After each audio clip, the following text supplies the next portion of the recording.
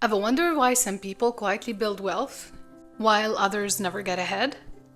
What do they do differently that actually works? Most genuinely wealthy people don't flaunt their wealth. They quietly build it through habits that look ordinary but make a difference over time. In this video, I'll walk you through 5 subtle habits that quietly compound into everlasting wealth. No hype, no crazy 1000 steps, just systems that work. I'm a certified process and planning manager. I audit systems for a living to reduce waste and improve efficiency. Once I applied, I stopped drifting and started building wealth over time. Let's talk. Track everything. Awareness is key. What if the first step to building wealth isn't making more money? Surprising, huh? But seeing clearly where your money goes. Tracking isn't about restriction. It's about clarity. And it's very important. Once you understand where your money goes, you will be able to adjust accordingly. Now, I'm going to share with you this example. In my personal life, I do track my expenses day in and day out. I don't do this every day, but I sit down a few times per month and I will review how my spending went. Even though I know already most of my expenses are automated except for the irregular expenses, but I still sit down and see how am I doing. And if I would find out some inefficiencies, I will have time to adjust before the month ends, because it's important to track what goes in and what goes out. If I am overspending in one category and I find out early, I will be able to adjust eventually. If I don't even realize it, I will be just, oh my God, I thought I had extra $300. I don't understand where they went. So part of what you need to do, manage your finances. I know it doesn't seem very cool to do that, but trust me, it's what the cool kids do. Now, you don't have to just rely on a Google Sheet, on an Excel file. You can just check everything in your bank app.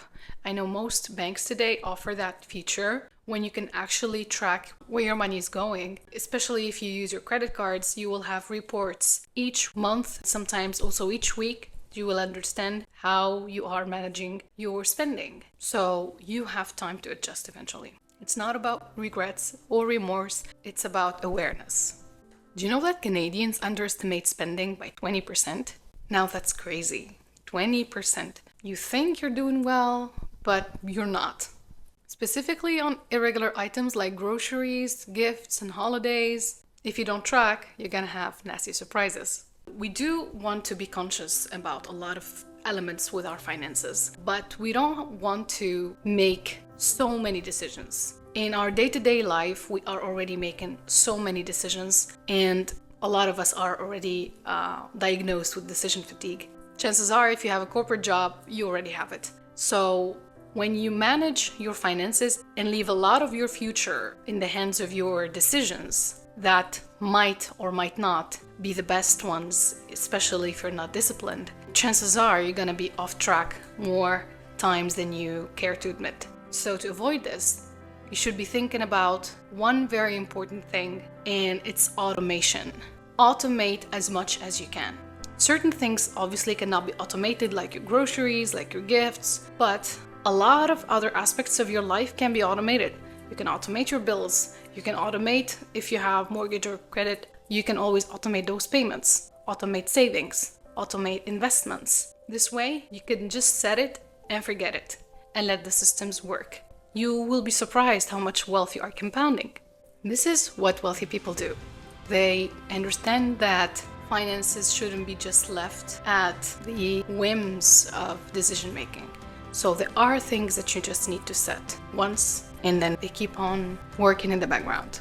There's one example I would like to share with you from my personal investment journey. Once I have enough in my emergency fund and I wanted to invest, what I needed to do is understand where I would like to invest, and I kept it simple, which is also my advice to you, just to keep it simple at first, specifically. So you need to decide which index funds or stocks or whatever you would like to invest in at the beginning, but to keep it simple, you can always start with index funds, and you decide on what you want, which stocks, which securities I would like to be investing in. Then you do that once, and then you automate it. I know there are lots of different ways of investing, but at least this one is the simplest method. You just sitting there in the background and you letting everything work its magic. Eventually, if you have more money to spare, then you're gonna make a conscious decision to invest in something specific. But this way, with every paycheck, there is a part of your paycheck that already goes, before even it hits your bank account, it goes directly to your investments. And you know why we do this?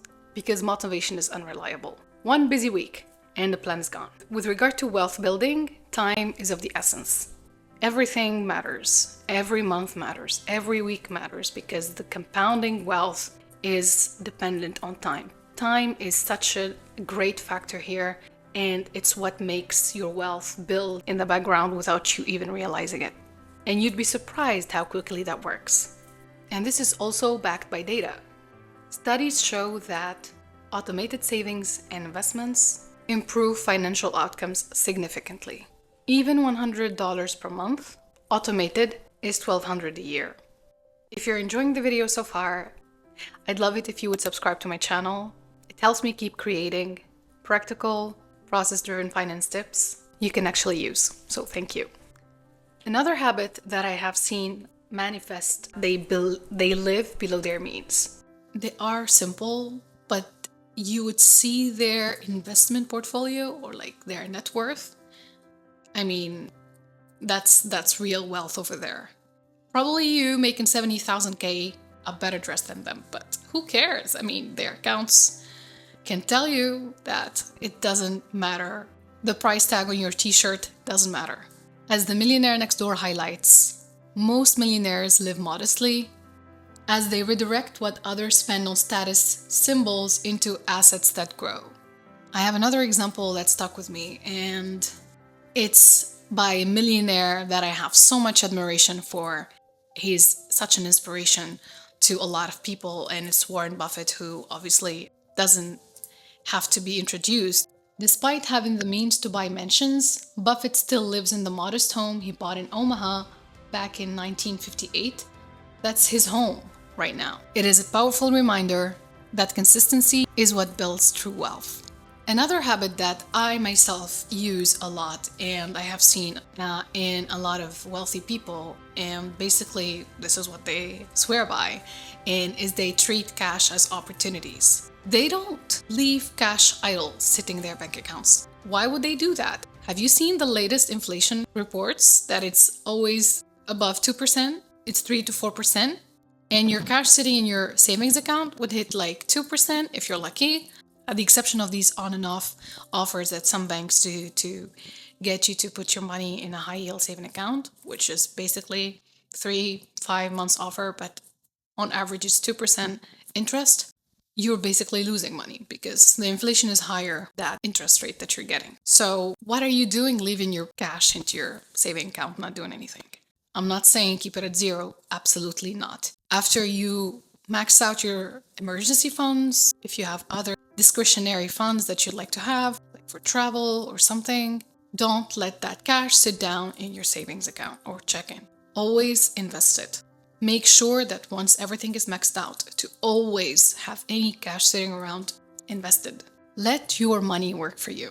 Don't you want to have your money working for you? Don't you want to have your wealth compounding in the background? When you see the rates of return, eventually you would be like, this is amazing. You have gotten 8%, 9%, 10% return on whatever money you have put. So you're basically getting free money, and that money keeps on getting interest, and it keeps on compounding over time. And that's what really works. These are the silent engines, if you will, of building wealth.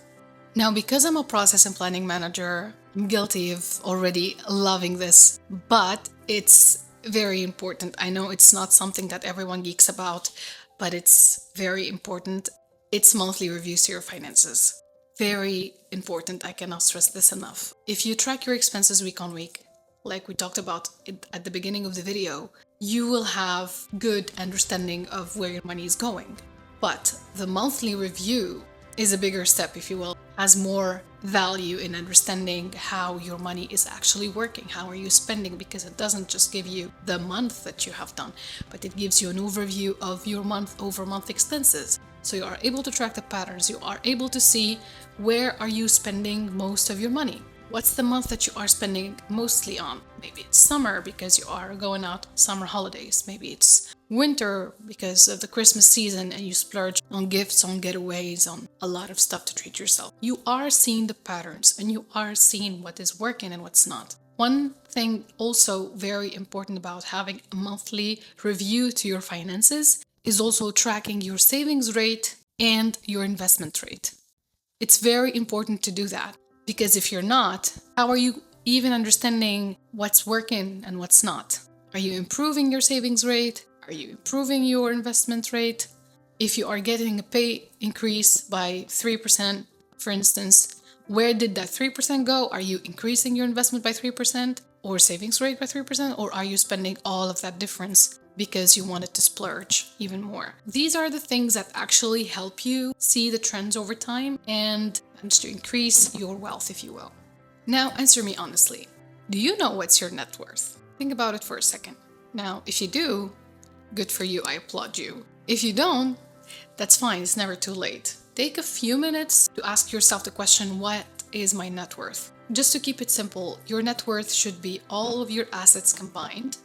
Cash, investments, savings, jewelry, or even your car if you were to sell it, or a house if you have enough equity, how much is that? And then reduce or subtract all of your debts and liabilities. And this is where you will find your net worth. Can you see that your net worth is increasing, or are you seeing that your net worth is decreasing? You should be honest with yourself. Net worth shouldn't be a word that we only use for millionaires. Net worth should be something that you are also tracking because this is what's going to make your future feel more tangible. It gives you a feeling of moving forward. Am I investing enough in my future or not?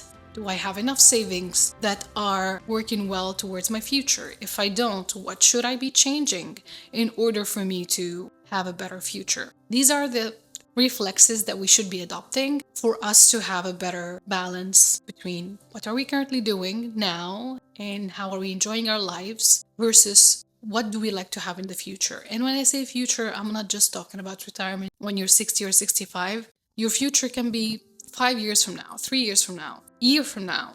What are you putting towards your future that your future self will thank you for it? Building wealth doesn't have to be loud or complicated. In fact, it should be very simple. If you adopt certain systems, have your money work for you, those small, consistent habits build wealth consistently over time. Curious how to put this into action in the next 6 months? You can check this video here. Thanks for hanging out. See you next week.